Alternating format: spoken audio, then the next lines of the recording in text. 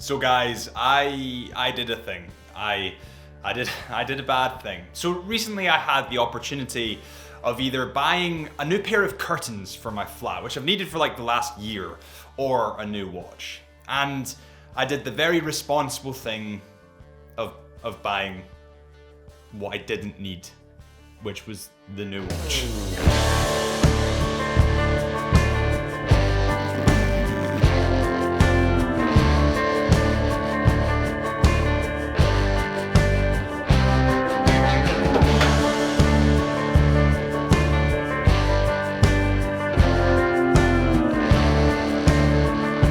So we just arrived in Helsinki airport and we need to transfer across to Oulu. Problem was the flight was delayed 50 minutes and the transfer window was only 50 minutes. So we've missed our flight. Not great.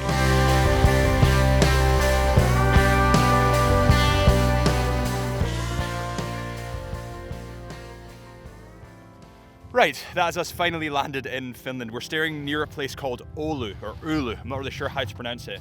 Currently it's -17, it is bloody freezing. My nose hairs are freezing, my eyebrows are freezing, the drone's freezing, you can probably hear it up there. But let's talk about watches. So for a while now, I've been talking about getting the OMEGA Speedmaster white dial, and for the most part, I didn't lie to you guys. I love the fact it's chronograph, I love the history behind it, I love the fact it's involved in the lunar landings, and I'm a sucker for marketing. And the white dial in this aesthetic, this location, would be absolutely epic. But then I hit a little snag. I wanted my first chronograph model. I wanted it to be awesome. I wanted it to be unique, different. And that's when I saw this watch. This is the OMEGA Speedmaster Apollo 11 Anniversary Series. It's a limited edition model, and everything about this Speedmaster is unique. It's different. It screams OMEGA's history, and I am an OMEGA fanboy. So I've been teasing this watch for a good, I'm gonna say 2 months now. I've been wearing it. I borrowed it from a friend who I actually bought it from, and I wanted to know that I loved it prior to the actual purchase of the watch. And that's the good thing about the watch community. When you get to know people, you can try on their watches, they can try on your watches, etc, etc. And after having it on the wrist for a good, I'd say, week or two total, I just fell in love.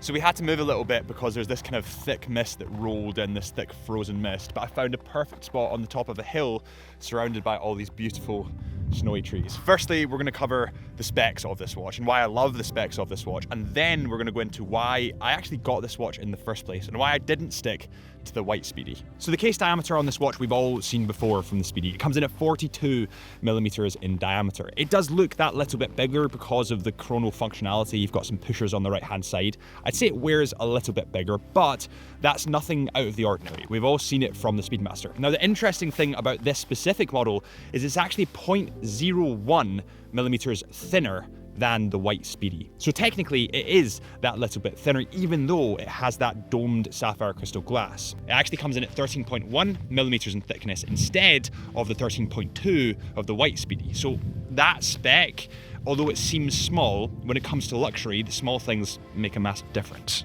The lug to lug on this model comes in at 47.5 millimeters, and between those lugs you have around about 20 millimeters. I have to say, guys, the fit on this thing. I'm typically not one for bigger watches now that I'm kind of getting a little bit older.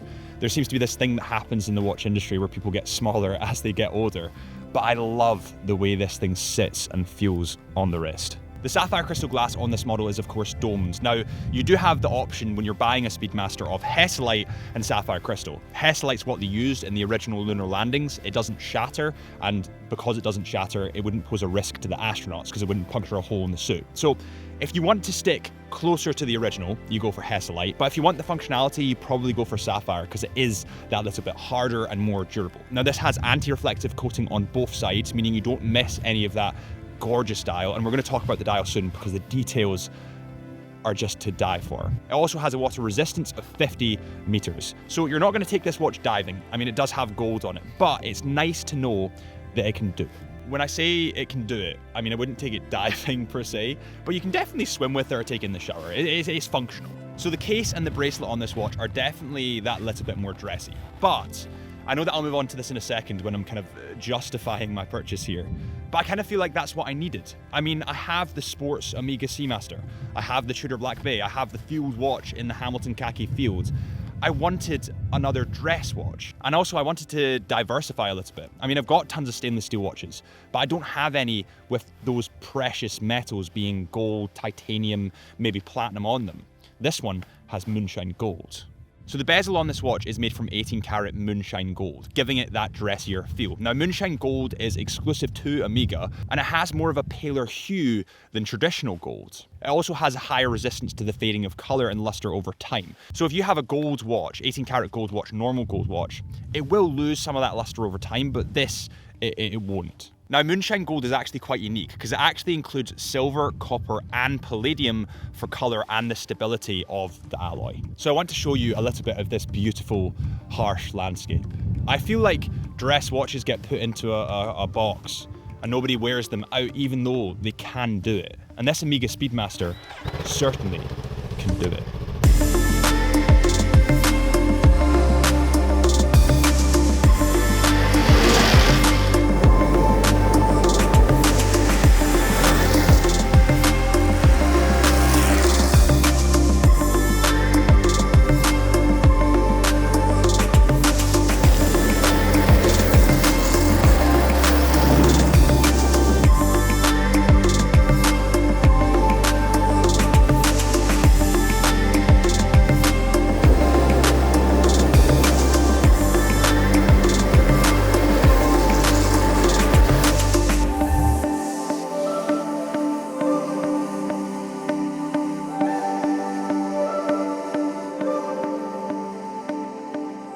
I just want to give you guys a really quick visual representation of how cold Finland is, okay? So this is boiling water, just freshly boiled from the kettle, like 2 seconds, okay? Instant ice. Okay, so let's just get back to the watch in question really quickly, because there's so many other attractive pieces that drew me to this watch. And one of them was actually the bracelet, and I haven't covered that enough. So the bracelet on this watch is definitely a lot more dressy than your typical sapphire Speedmaster. I mean, when we compare it to the white Speedy, for an example, you can see that it has a lot more polished metal on there, and it's in a slightly different format. So the center link is actually in brushed, but the outer two are in polished. It has a deployant clasp at the end that is really attractive, and it also has an OMEGA lip just hanging over to get your nail under that makes it that little bit easier. The bezel around this Speedmaster is in black ceramic, black polished ceramic, and actually in that bezel where you have the gold numerals, it's actually in OMEGA's Ceragold. This again is patented by OMEGA and gives it a really distinctive golden hue.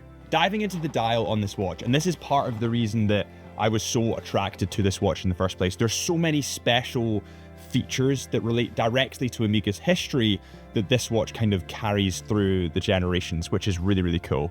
So the dial on this watch is black and grey, and it's actually a varnished black and grey. And the grey disc in the middle contrasts wonderfully with the outer disc in black. And depending on the way you kind of shine this in the light, it changes color drastically. And actually, I would say, this might just be me personally, but I would say that it has kind of a tint of blue in the right light. Maybe it's just because I was filming in direct sunlight earlier before it got really cloudy, but it does seem to have a tint of blue, and the grey gets brighter in the right light.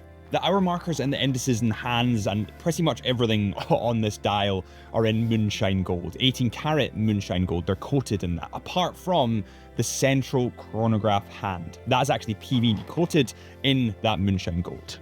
Before I cover the really special features on this watch, let me just quickly talk about the movement on this model. So the movement on this model is the caliber OMEGA 3861. This is a manual winding chronograph movement with a coaxial escapement. It's certified by Master Chronometer, approved by METAS, and resistant to magnetic fields reaching 15,000 Gauss. It has a free sprung balance with silicon balance spring, and also it has a power reserve of 50 hours. Now, there's a weird thing about manual movements in the industry. I suppose they're not as convenient as your typical automatic movement, but at the same time, I think they kind of give you a flashback, a snippet to a forgotten age. And sometimes, as my parents say, and as I've started to say as well, the old ways are better. I feel like when you have a manual wind watch, you have more of a connection with the timepiece. You don't just leave it on your wrist and forget about it. You need to power that watch. It's like watering a plant or driving a manual car. I always felt when I drove a manual car, I had more of a connection to that car. And now we get onto these special little flares on this watch. But let's do it from somewhere a little bit warmer than out here, because my coffee's actually started to freeze. So I went in really quickly and warmed up. It might not look like it at the moment, but there's actually there's a coffee shop just behind us. There's actually a hotel. We've just come outside. This huge pile of mist and fog is kind of rolled in. But let's get to the detail of this dial. So the first subtle difference that only real watch enthusiasts, real watch nerds will love, and this is partially why I loved it, is the fact that the Speedmaster logo is slightly different. If you look at it very, very closely, you'll see that at the very end, the R bit of the logo is really elongated and looks just that little touch different. Again, giving this watch kind of a unique point, at least to me. If you look at the bezel, there's another point of difference there. The dot at the 90 is over the numbers, not to their right. The next nerdy detail that I absolutely fell in love with is to do with the history of this watch. So when we look at the hour markers, you can see that they're all the same, apart from one hour marker. And I'll give you guys £5 if you can guess which hour marker that is. Yes, you guessed it. It is the 11 o'clock hour marker, of course relating back to the Apollo 11 missions, and I love the fact that they've encapsulated a bit of that history in this watch. It's a point of difference. Again, it kind of throws the dial off axis a little bit, but it's a point of uniqueness that I really like.